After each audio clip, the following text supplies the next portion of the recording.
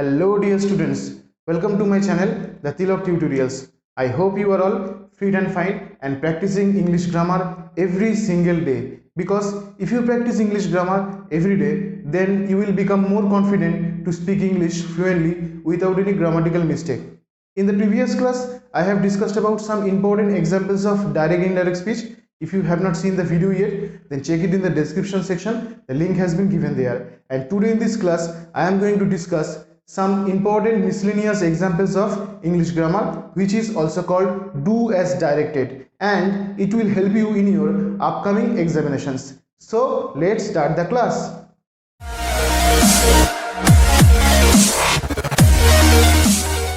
So in this class, I am going to discuss some important miscellaneous examples of English grammar, which is also called do as directed. And the first example I am going to discuss is, প্রথম এক্সাম্পলটা যেটা লেখা হয়েছে সেটা হচ্ছে I dislike the idea of making omelette. I dislike the idea of making omelette মানে omelette তৈরির যে আইডিয়াটা সেটা আমি ডিসলাইক করি, মানে পছন্দ করি না। তাহলে এটা কোন টেন্সে আছে?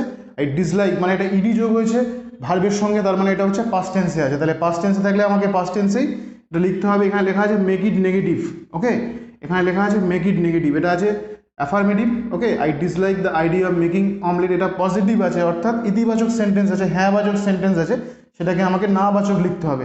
তাহলে মেক ইট নেগেটিভ মানে হচ্ছে না বাচক লিখতে হবে, ঠিক আছে। এবং এখানে ভার্বটা হচ্ছে পাস্ট টেন্সে আছে, তার মানে আমাকে এখানে পাস্ট টেন্সে লিখতে হবে। তাহলে এখানে লিখতে হবে I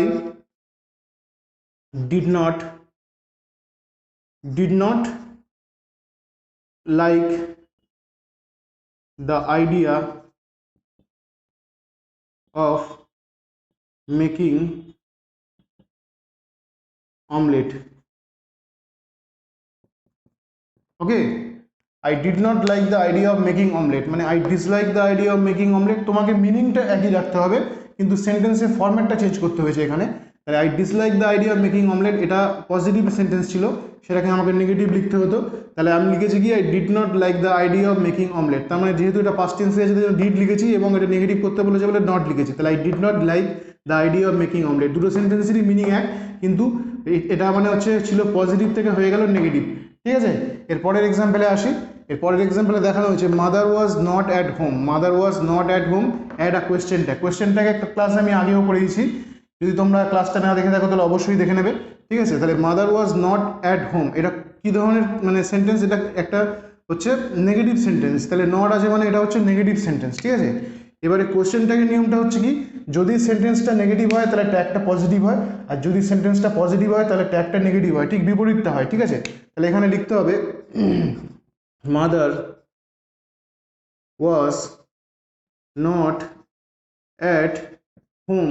mother was not at home, comma দিতে হয় একটা, ঠিক আছে। এবারে আমরা কি বললাম, যদি সেন্টেন্সটা নেগেটিভ হয় তাহলে ট্যাগটা পজিটিভ হবে, আর যদি সেন্টেন্সটা পজিটিভ হয় তাহলে ট্যাগটা নেগেটিভ হবে। তাহলে mother was not at home, এখানে যেহেতু ভার্বটা ওয়াজ আছে তাহলে ওয়াজ বসাতে হবে, ওয়াজ শি কোয়েশ্চেন মার্ক, ওকে। তাহলে mother was not at home was she, এটা হচ্ছে কোয়েশ্চেন ট্যাগ, বোঝা গেল। যদি সেন্টেন্সটা নেগেটিভ হয় তাহলে ট্যাগটা পজিটিভ হবে, আর যদি সেন্টেন্সটা মাদার ওয়াজ অ্যাট হোম যদি হতো তাহলে ওয়াজেন্ট শি হতো, তাহলে ট্যাগটা তখন নেগেটিভ হতো, বোঝা গেল। এটাই হচ্ছে কোয়েশ্চেন ট্যাগ, এইভাবে লিখতে হয়।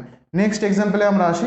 This is the greatest lesson in life. This is the greatest lesson in life মানে এটাই হচ্ছে জীবনের সবথেকে বড় শিক্ষা, সবচাইতে বড় শিক্ষা, গ্রেটেস্ট লেসন বলেছে। তার মানে এটা কোন ডিগ্রিতে আছে?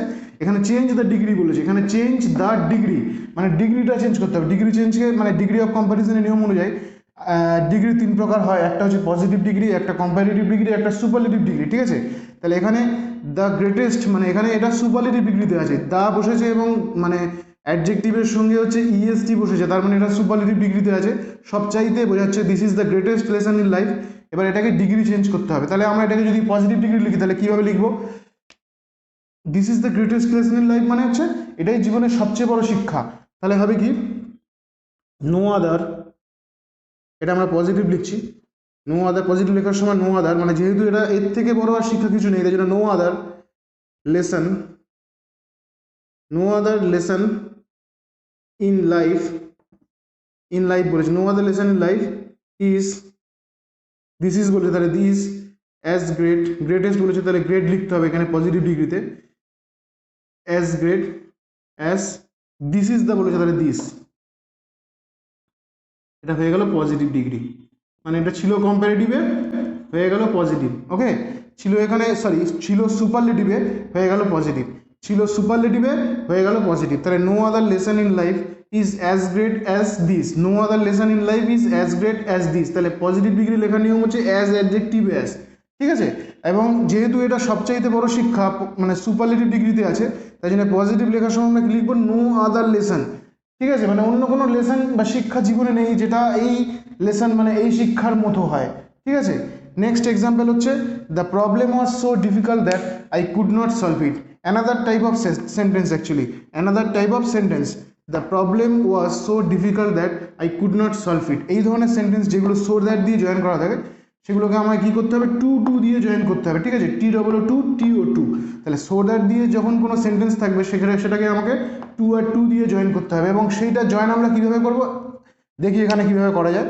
The problem was so difficult that I could not solve ইট। তাহলে এটা লেখার নিয়ম হচ্ছে দ্য প্রবলেম ওয়াজ, সো এর জায়গায় টু বসাতে হবে। সো ডিফিকাল্ট বলেছে তাহলে টু ডিফিকাল্ট বসাতে হবে। TOO2 difficult. The problem was too difficult to solve. Okay, the problem was too difficult to solve.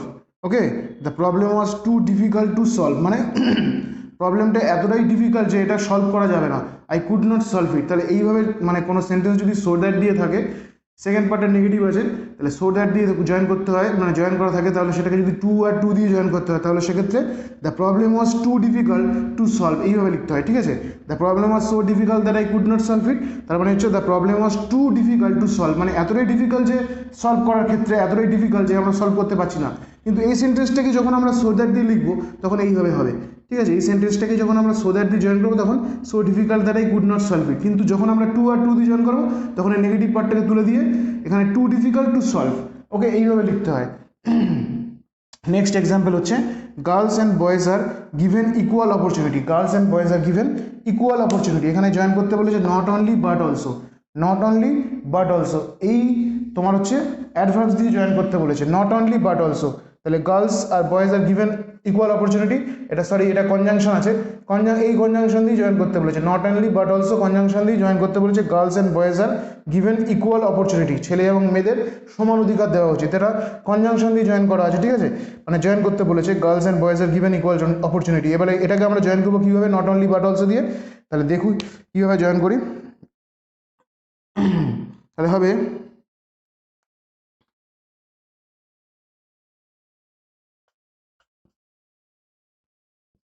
not only girls, sorry, not only boys হবে, not only boys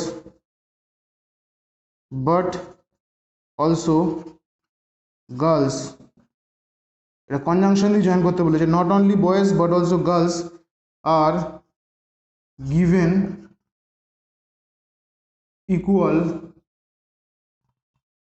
opportunity.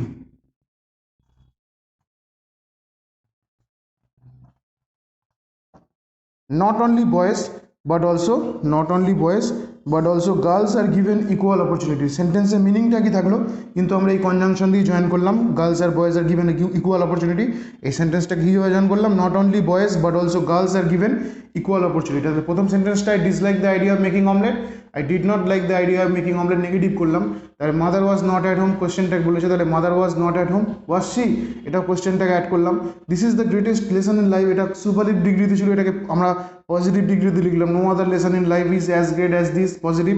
The problem was difficult that I could not solve it, মানে প্রবলেমটা এতটাই difficult যে আমি solve করতে পারছিলাম না। তাহলে আমরা যখন টু দিয়ে জয়েন করলাম কীভাবে করলাম, the problem was too difficult to solve. যেরকম the old man is too weak to work, তাহলে মানে এই সেন্টেন্সটা যদি কীরকম ছিল, the old man is so weak that he can not work, the old man is so weak that he can not work, তাহলে the old man is too weak to work. সেরকমভাবে এখানে লিখেছি the problem was too difficult to solve.